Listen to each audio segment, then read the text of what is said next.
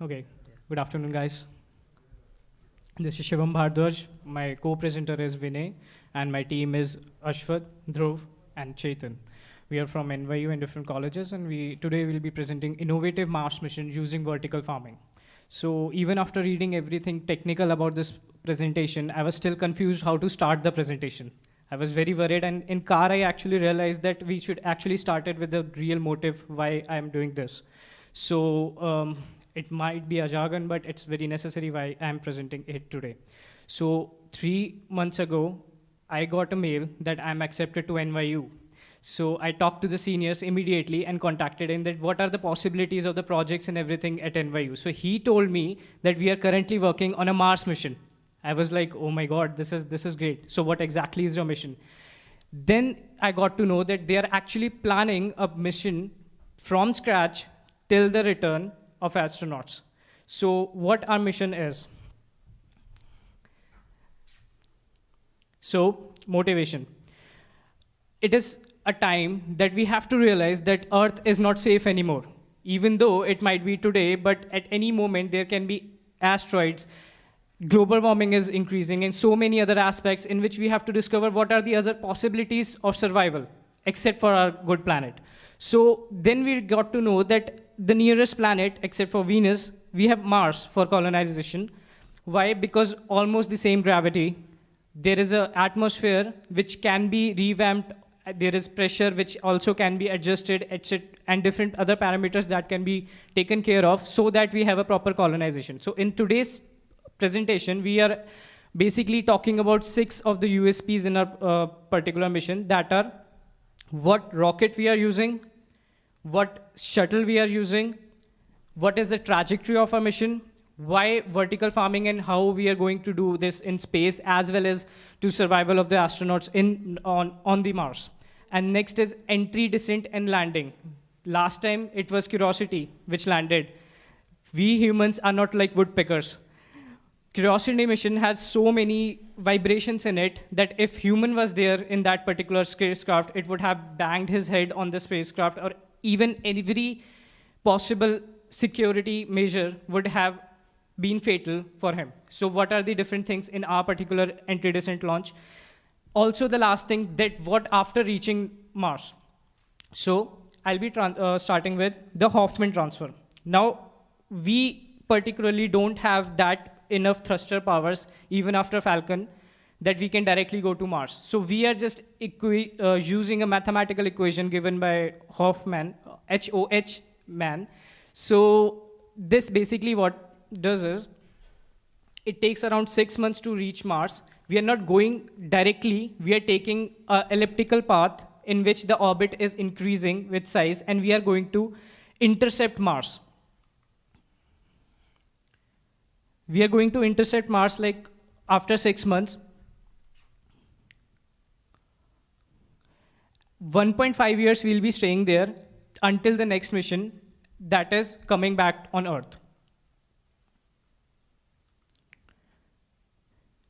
So overall time duration of the mission is 900 days, that from the scratch, from the launch till the entry-descent launch on our own planet. So next part is covered by Vinay, that what are the other astronomical aspects of this. Thank you, Shivam.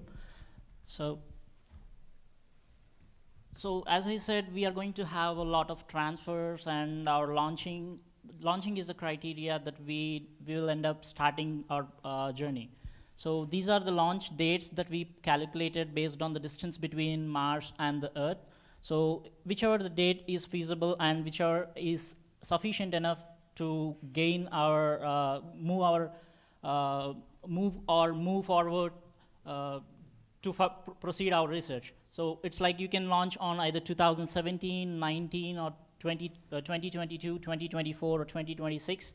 And it takes, travel time is almost around 212 days, approximately 7 months. So landing date respective, if we launch on 2017 December, we will land on the Mars surface by end of July 2018. So, okay, how are we going to each and every phase when after launching from Earth and reaching to the Mars? Each and everything is figured here, like on 2017 December, it starts from Earth, and we launch from there. 20% of journey is completed in the starting of 2018, and 50% is at the end of, in the middle of 2018. And as we go forward, we'll land on the Mars by 2018, July 31st, if we started in 2017. For the launch, we are going to use SpaceX Falcon Heavy spacecraft. This is equivalent to, this size is almost equivalent to 737 jetliner, and each of these boosters have 9 engines in it, total 27 engines to boost this spacecraft, and approximately the pricing of this is $90 million. Okay, this is how the after boosters are off, after the launch and boosters are off, we'll be end up with the space capsule. This is the capsule in which our major plan is like 2 astronauts will be traveling from Earth to the Mars, and in that they will perform, they will produce their living. I mean, in order to live, they need to have some food. So they will produce it using vertical farming. Earlier, we had a concept of deep sleep mechanism to put the astronauts into a long sleep for at least 200 days. I mean, they won't sleep for 200 days continuous, but they will wake up every 30 days, and after 30 days, they will adjust to the environment again and go to the deep sleep. That was our last presentation in last convention. But major, what we saw as a drawback and why we opted vertical farming in this presentation is like, due to deep sleep mechanism, what happens is there are a lot of health issues they might be facing, and they will be inactive for a long time. So we never know what happens if people are inactive more than 30 days. Let's say there is a research, and there are few experiments going on, went earlier, that stayed for 18 days max, and they had some health effects. That's the reason we thought not to make the astronauts sleep during the whole beautiful journey towards the Mars.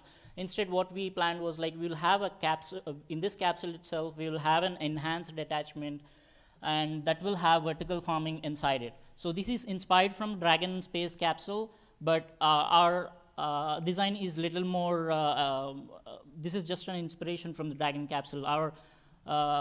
Our design is little more, and that enhanced capsule will have a vertical farming section included in this.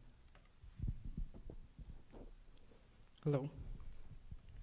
So basically, today I'll talk about why we are doing this vertical farming and why this is important for our particular mission. So while coming from India, I just bought spices, not vegetables, because I knew that vegetables and other stuff I'll be getting in US as well. So why this is important is that it considerably decreases the initial payload which we have to carry on our capsule. Like on earlier missions, we have to carry every food stuff, they get used, and we just throw that waste in the space. So unnecessary, we have to carry so many things. Now, this is basically the concept, bioregenerative system. What happens is, in our ecology that on Earth, every nutrient, everything is governed by sun. That is fundamental source of energy. On this particular capsule as well, we have a considerable amount of solar energy, and we can have a complete regenerative system using plants. As you can see in the slide, that biomass is again can be reused in some form or other in the space capsule. So what is the augmentation in that particular capsule is that this part is the normal Dragon spacecraft. We have added a vertical chamber for vertical farming. So if you look at the ceiling, you cannot even imagine that we can grow plants over that, because that will fall on our head. But in space, since it's microgravity, we can have a chamber that is rotating such that the overall centrifugal force will be like 9.8 G. So we can have a farming-based area on the complete outer portion of that particular spacecraft. So why will this help? Vertical farming and space farming is done in 2 modes. First, on the spacecraft, then after landing. So on the spacecraft and after landing has completely different technologies. So what happens when we are on the spacecraft?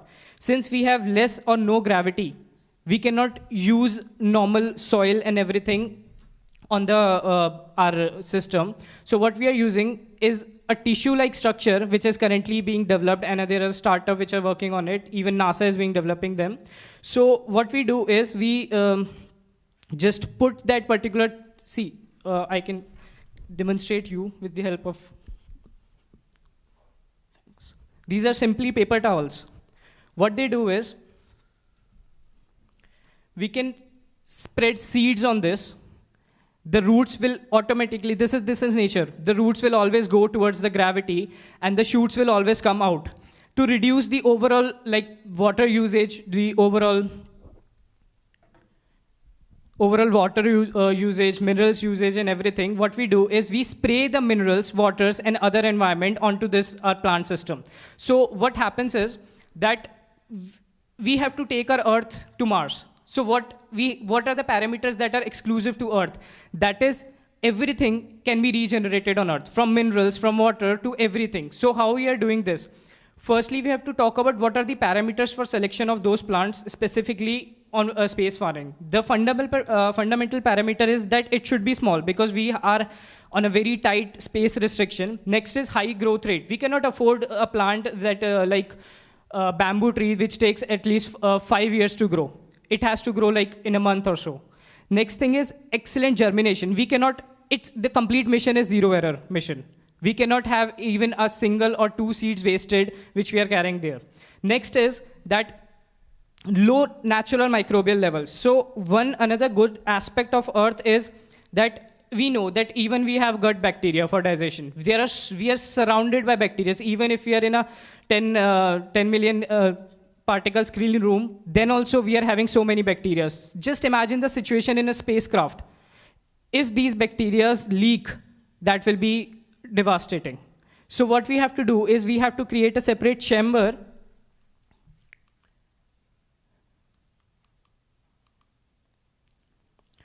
This chamber is connected with the spacecraft, the Dragon spacecraft, and it is isolated from the main chamber, so that whenever the person is entering, whenever the astronaut is entering for growing and checking on the plants, the thing is completely sealed. So less or no bacteria are transferred into the main capsule. Next parameter we have to take a look on is that should be easily picked and eaten. What happens is, even if we are growing something in space, we cannot eat it directly. That still have microbes on it. For example, in the ISS have 2 missions for vertical farming. In the first mission, even after the astronauts were asking them to eat that thing, they were not allowed, because they were first sent to Earth and then checked for different levels of radiations, different types of nutrition, and different other things. For example, if you talk about almonds, after in every 100 almond, 1 almond is bitter from the same tree. Why? Because a slight amount of nutrients in the fundamental plant can differ considerably in the final produce. So we have to regulate all these things. Now, that particular plant not only should be edible, but as I talked about, bioregenerative structure. So it has to be efficient in regenerating whatever the fundamental needs of a human are on the planet. So for that, currently we have these options. It is red lettuce, which is grown in ISS successfully and even eaten by the astronauts. Next, they are working on dwarf tomatoes and the other plants like this. According to a research paper, we still need 15 different type of plants for a complete diet system. Now, what are the challenges? As I've talked about, low gravity, pressure, and different challenges that are currently being covered by NASA and different societies. Is it done? Okay. So next is entry-descent launch. Now, as I talked about in this thing in the starting of the presentation, this is the completely different aspect of a human-based mission on Mars. Last time, they were just sensors and rovers on the device that was landing. But this time, we'll be having humans. So we should have a certain mechanism which makes sure that there is no to and from, that much to and fro motion, so that it is just inconvenient for the astronauts and not lethal. So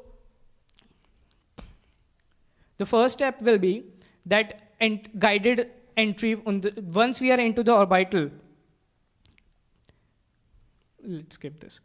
Once we are orbital, it takes around 10 minutes to reach exactly the atmosphere of that particular spacecraft, Mars.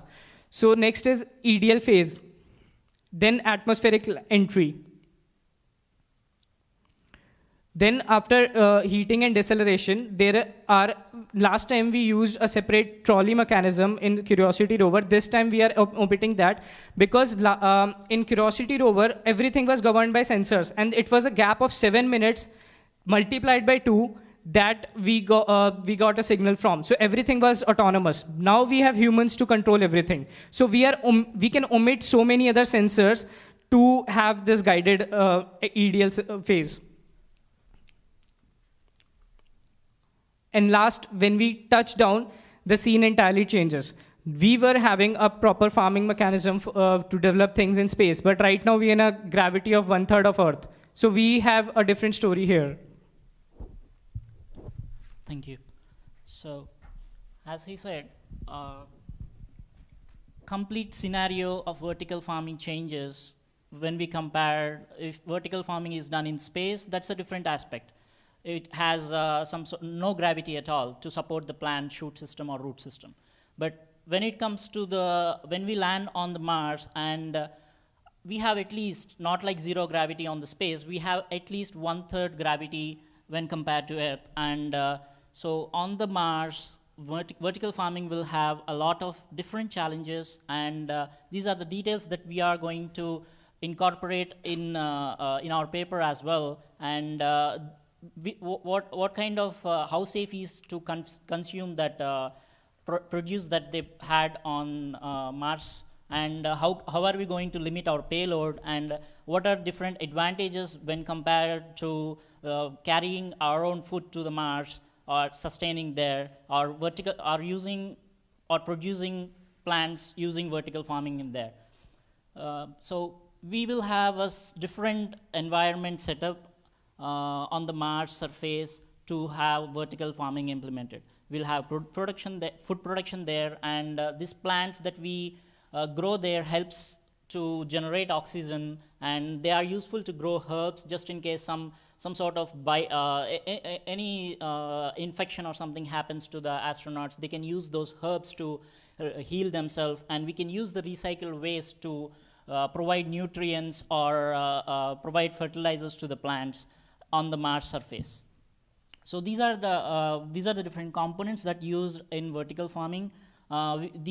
Instead of using sunlight, because sunlight, while going towards the Mars, we'll have during the space voyage there is no sunlight. We will be using vertical farming with the help of LED lights. In the same way, though we have sunlight on Mars, we cannot use those sunlight to generate photosynthesis on those plants, because due to radiation. So instead we'll use that solar energy, and we will generate we'll use that solar energy to generate energy for the LED system, and this LED system gives required photosynthesis process for plant growth.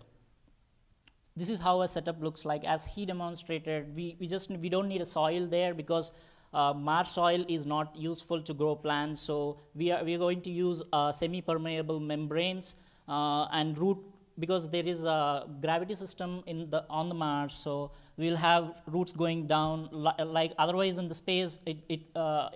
Because of some system, and if we can provide good amount of LED light towards the shoot, it grows towards the top, and root goes towards the down. That gives a production in the required rate. So these are the different dimensions of a single plant or a single chamber that we use for vertical farming. And when compared to space, vertical farming on the Mars will have a different microbiology on the Mars surface is completely different. And as I mentioned about the LED lights, these are the different specifications for that, and they are preserved in -80 degrees Celsius.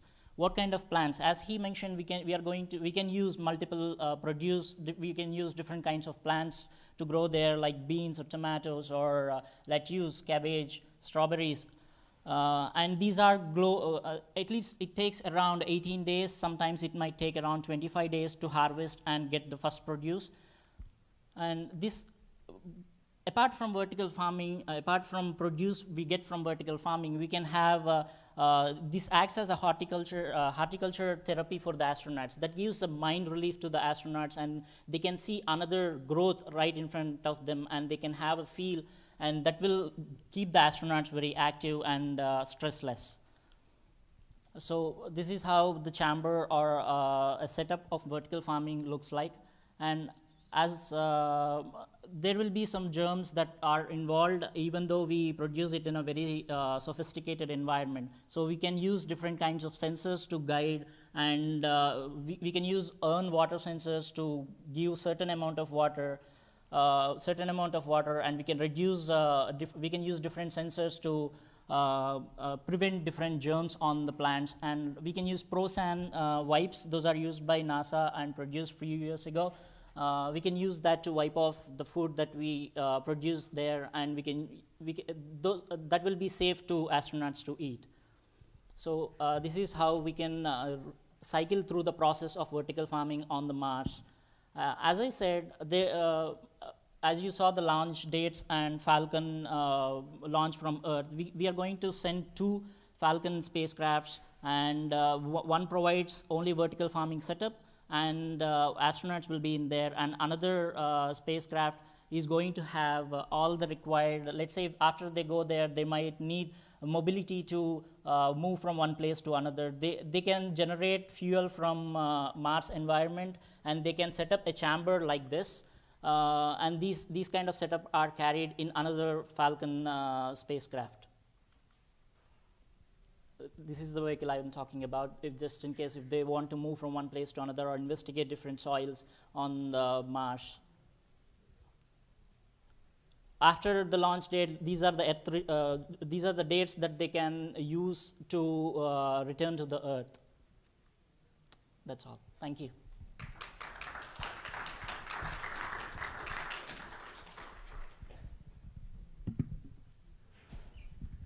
So for the bioregenerative life support system, I'm assuming you're using composting microbes to convert the waste into fertilizer.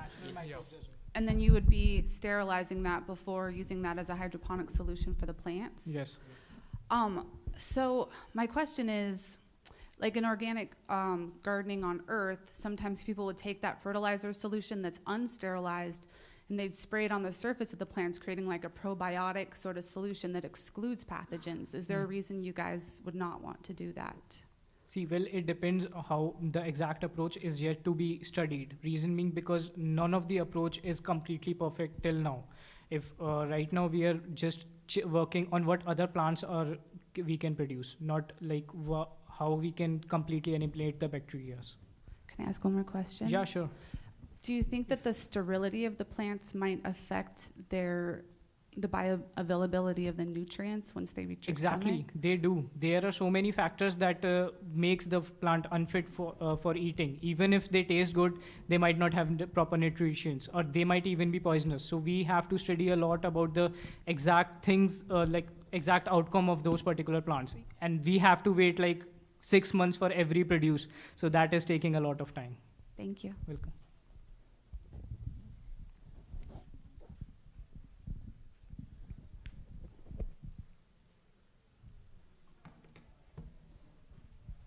Hi, 2 things.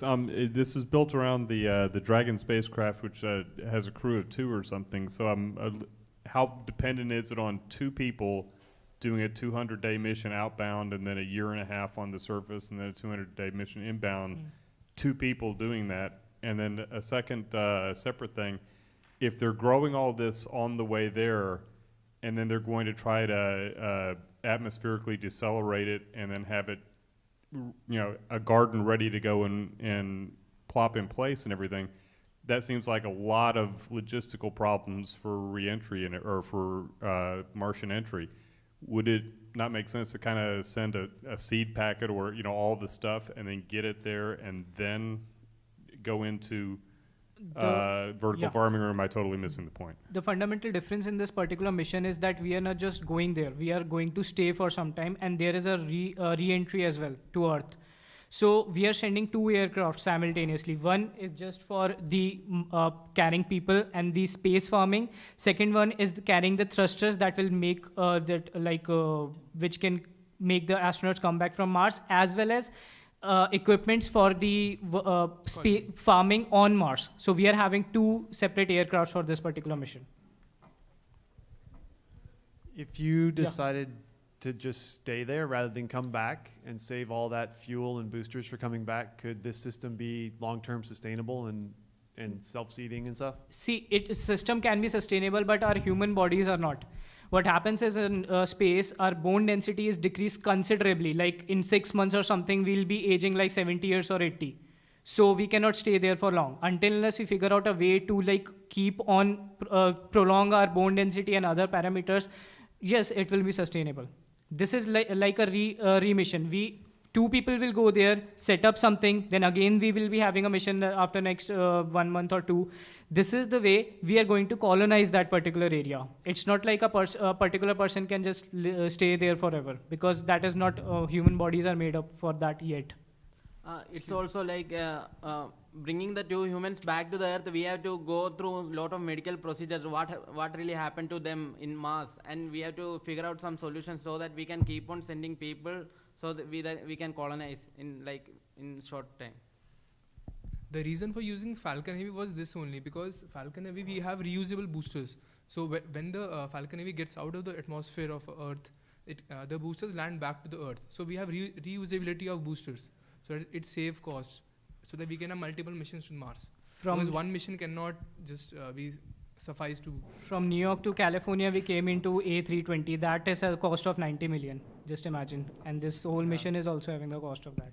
So we want to have sustainable things so that people can go there and return back. Not completely. Right now, we are not working on their prolongity of their particular stay. We just wanted a mission that can be reused like again and again. Last question? Yeah.